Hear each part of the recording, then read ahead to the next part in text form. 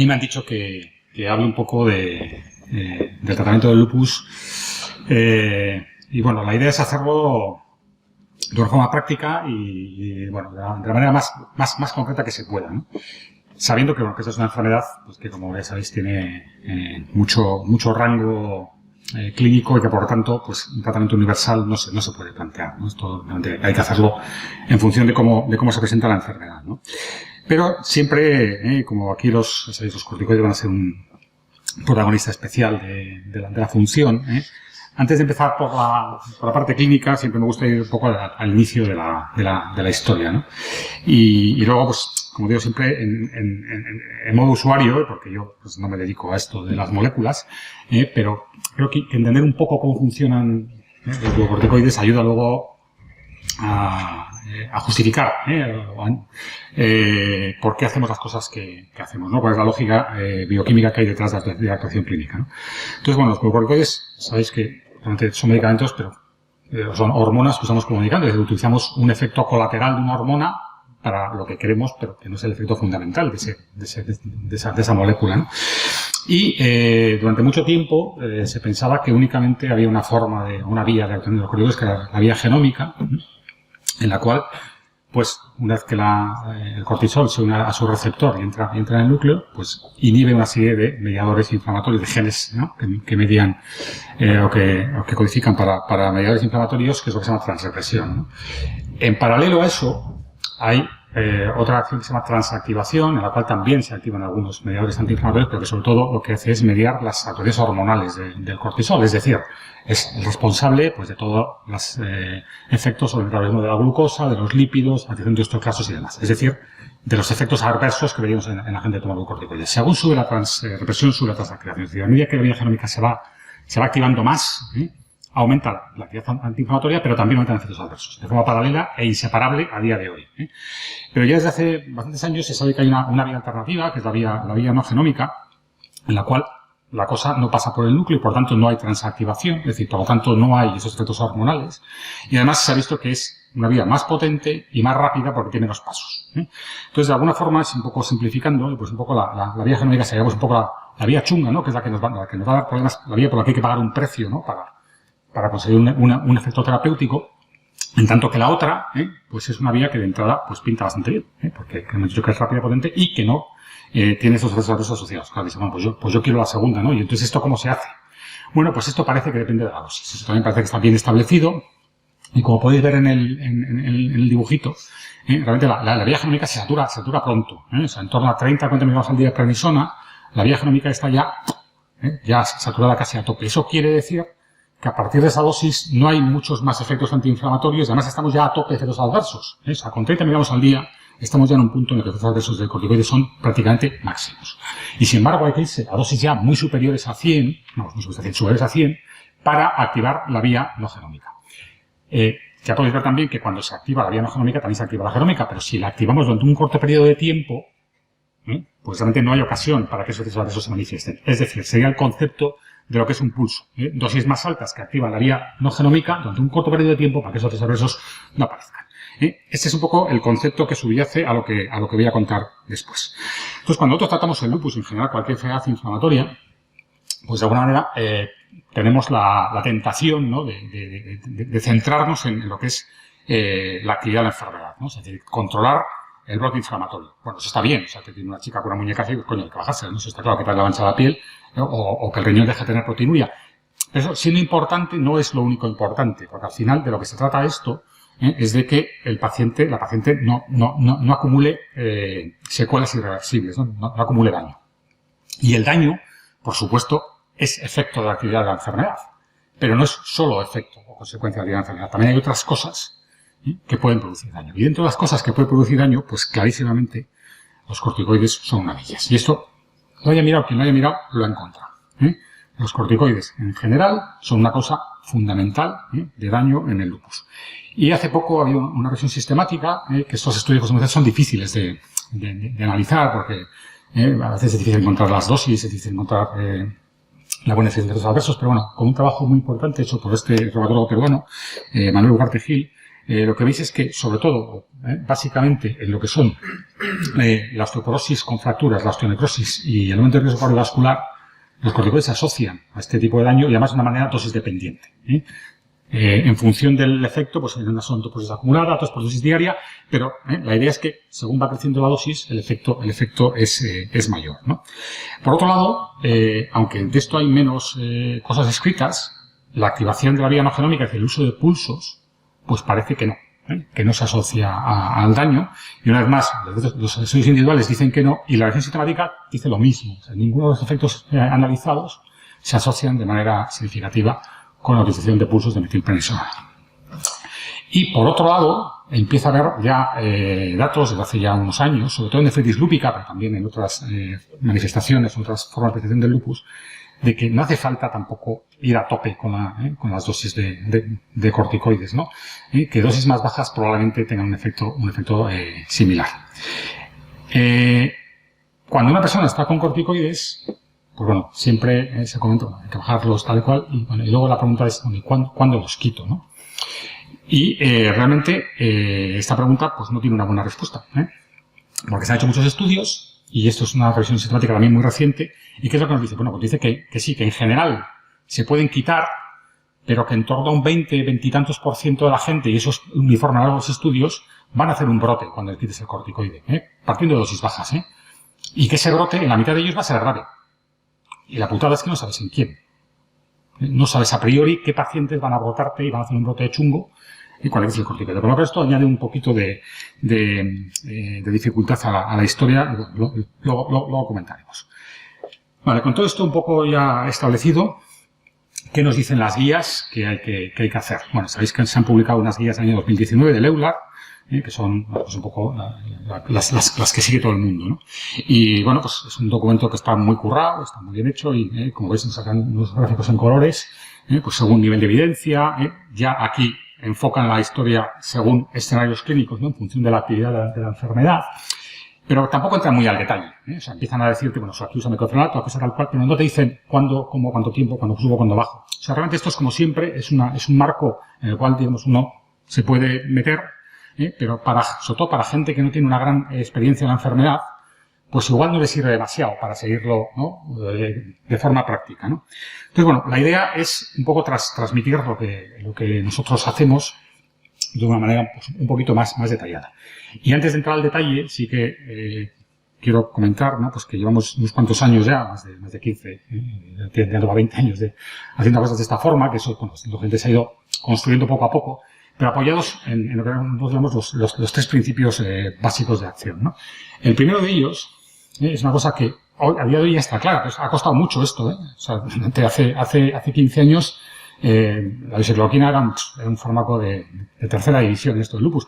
A día de hoy está claro que el lupus tiene un tratamiento como enfermedad y que es la hidroxicloroquina. Y sabemos a día de hoy que la gente que toma hidroxicloroquina vive más, vive mejor, acumula menos daño. Y que el único tratamiento que hay que mantener a lo largo del tiempo, salvo que aparezcan problemas, es la hidroxicloroquina. Diferente historia es la de las otras cosas, que son tratamientos de las manifestaciones del lupus, es decir, en función de la actividad de la enfermedad, tenemos que utilizar corticoides y supresores biológicos, lo que eso os ocurra, pero estos, en teoría, sí serían suspendibles en el tiempo si la actividad se controla, manteniendo el tratamiento de base que es la hidroxicloroquina. Esa es una idea, yo creo que importante. La segunda idea es que ya tenemos claro que cualquier dosis de corticoides por encima de 5, y si me dicen, no, 7,5, es que 7,5 está ahí justo bordeando el límite, ¿no? Te puedes caer para el lado malo, ¿no? Entonces, cualquier cosa que signifique dosis por encima de 5, no se puede. Porque eso ya sabemos que da problemas. Entonces, si tú tienes una paciente que está en remisión clínica, a ti te parece que está sin artritis, sin nefritis, sin nada, con 10 miligramos, no. Esa chica no está, porque el precio que estás pagando para esa remisión es un precio muy alto. Entonces, hay que hacer lo que sea para reducir esa dosis. Y en lo que sea, pasa un poco por esto.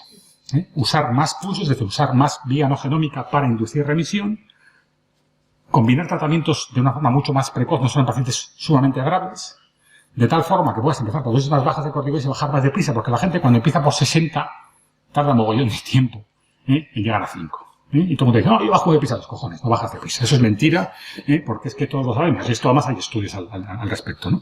Entonces, ahora ya vamos a a ir un poco al detalle de los escenarios clínicos, ¿no? Son un poco genéricos, pero creo que ilustran bien un poco como la propuesta que tenemos de hacer las cosas, ¿no?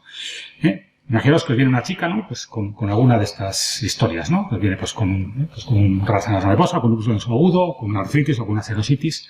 ¿Qué hacemos con esto? Bueno, de entrada intentamos, si la cosa no es muy aparatosa, intentamos manejarlo con unas dosis bajas de prednisona. Es decir, si está con 2,5, va a subir a 5, a 7,5 unos días. Pero si esto no funciona rápido, y esto ya luego lo comentaré, tenemos feedback, tenemos una enfermera que da un teléfono y que rápidamente la gente contacta con ella, vamos al pulso. Entonces, pulsos de cuánto, de 125, que es un poco el mínimo ya eficaz. Y después de los pulsos va con 5, con 7,5, con 10. Eso es una cosa que la gente le chirría un poco. Dice, pero ¿cómo das 125 y luego das 5? Esto no se puede. Porque hay que bajarlo despacio, que no coño. Hay que bajarlo despacio cuando lo estás dando a dosis altas durante mucho tiempo. Los pulsos de un nivel en eje en 3 días. Entonces no pasa nada. O sea, eso es como utilizar dos medicaciones distintas. Entonces bajamos rápidamente, como mucho a 10, con una bajada a 5 en poco tiempo, en pocas semanas, y mantenemos ahí. Pueden pasar dos cosas. La primera, la cosa va bien. Pues está. Ahí aguantamos y luego ya iremos viendo, hablaremos un poco después de la bajada de corticoides.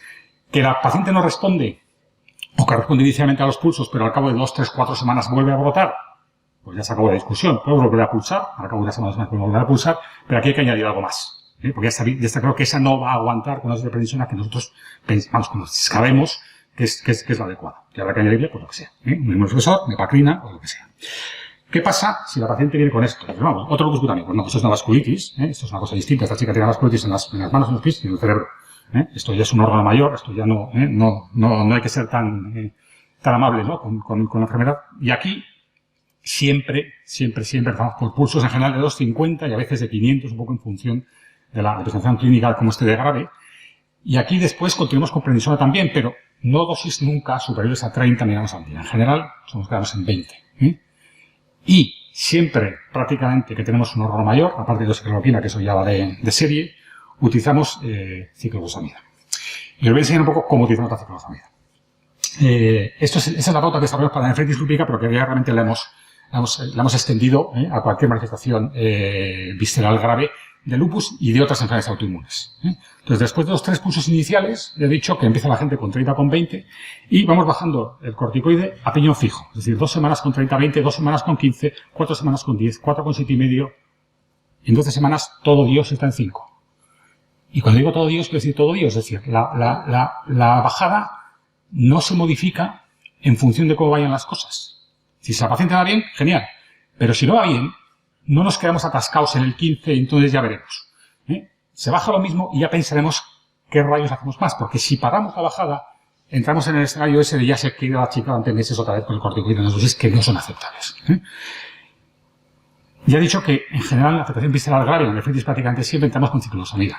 Pero lo que hacemos es, con cada ciclofosfamida de 500 que damos cada 2 semanas la pauta de lupus, añadimos un pulso de 125 de metilprednisona. De tal forma que cada 2 semanas damos un empujón a la vía no genómica y con la bajada rápida de corticoides por vía oral lo que hacemos es disminuir el efectos genómicos, o sea, la toxicidad del tratamiento. Igual, si la paciente remite, estupendo, y si no remite, pues podemos entonces volver a repulsar y ya podemos utilizar medicamentos ya de otra línea, como es el biológico, rituximab, inmunoglobulinas o lo que sea, ¿no? Si la paciente debuta con un fallo, con una afectación multiorgánica grave, pues esta, por ejemplo, que esto es todo la misma, o sea, las 4 fotos son de la misma señora. Vasculitis en las manos, nefritis lúpica proliferativa, neumonitis lúpica.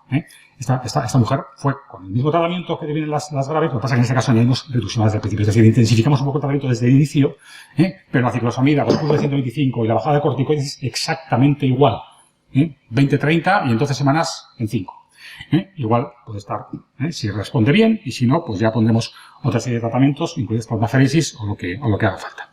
Así que en toda esta historia veis que realmente el actor principal, la auténtica piedra filosofal del tratamiento para inducir remisión en el lupus son los pulsos de metilprednisona. Es la activación de la vía no genómica a través de la metilprednisona. Y quizás la única excepción que aplicamos a esto es cuando la gente viene con afecciones hematológicas, sobre todo trombopenia, en cuyo caso también vamos por la vía no genómica, pero en este caso utilizando dexametasona, porque hay estudios y recomendaciones de los hematólogos de hace años que dicen que la dexametasona es más eficaz que la metilprednisona en inducir remisiones, sobre todo en inducir remisiones prolongadas. Si en este caso damos dosis de 40 miligramos que equivalen a unos 200 y pico miligramos de metilprednisolona, donde 4 días seguidos y repetimos cada 4 semanas. Lo mismo, si las cosas no van bien, pues ya habrá ocasión de añadir otra serie de cosas. Entonces es un poco el sumario de la historia. Si tú tienes un lupus, pones hidroxicloroquina, sí o sí. Si los brotes son leve moderados, entras con pulsos o no, dependiendo un poco de la levedad, pero en general te tendencia a entrar con pulsos, y siempre con una dosis de prednisona que no supera los 5 o 10 miligramos al día y con baja la rápida 5. Si la maldición es más grave, pulsos siempre, y dosis de prednisona un poco más altas, pero bajando siempre a ritmo, hasta estar en 5 o mucho en 12 semanas. Y si la paciente no aguanta con prednisona en 5 porque vuelve a brotar, o si tiene una afectación visceral grave, hay que añadir inmunosupresores. ¿Qué inmunosupresores? Pues bueno, depende. Tampoco voy a entrar mucho en detalle, si luego lo comentamos, en función de la gravedad y del órgano afectado. ¿Y los biológicos? Bueno, pues digamos que en el lupus hay 2 biológicos que usamos de bastante habitual. Uno está licenciado al lupus, que es el Belimumab, otro no, que es el rituximab, pero también lo usamos. Y un poco la norma un poco grosera es el rituxi cuando las cosas van mal, es decir, la paciente que está grave, momento agudo, y el Beli cuando acaban de ir bien. O sea, que le tratas y sí mejora, pero se crea una proteinuria de 1 gramo al cabo de 7 meses y dices, esto no me gusta. Ahí ponemos el Belimumab, ¿no? Vale. Entonces, venga de donde venga la paciente, gusto el tratamiento que toca, y ya estamos donde queríamos. Estamos con su hidroxicloroquina, con su prednisona en torno a 2,5-5, con dosis de inmunosupresión. Ahora viene el tema de, bueno, ¿cuándo le quito el corticoide? ¿Qué dicen las guías? Bueno, pues tampoco se mojan mucho, pero ya lo que poner es cuando sea posible suspender. Esto cuando sea posible, pues no sé bien lo que significa, pero bueno. La recomendación es intenta suspender. Y hemos visto que, bueno, pues intenta suspender, pero que es que hay gente que rota. Entonces, nuestra posición al respecto es que, en esta situación, tranquilidad. Y digo, coño, pues a ti no te gustan los corticoides. Y yo, no, mentira, a mí sí me gustan los corticoides, pero me gustan usados bien. Entonces, realmente 2,5 miligramos al día de prednisona, la gente puede estar años con esto y probablemente sin grandes problemas. Al final, la gente que usa mucho corticoide desde el inicio, yo creo que tiene una especie de conciencia de culpa, entonces lo quiere quitar rápido.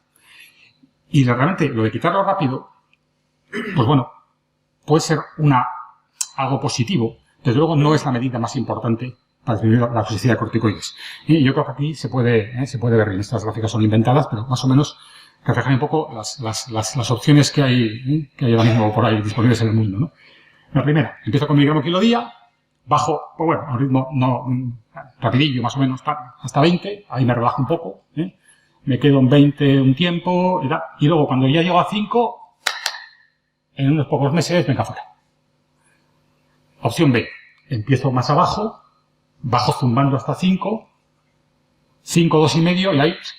Entonces, evidentemente, la gente de la línea verde toma más tiempo corticoides, pero la carga de corticoides que se ha llevado en el cuerpo es muchísimo mayor en la gente de la línea roja, con el agravante de que como el de la línea roja vuelve a brotar, empezamos la historia en 60 otra vez.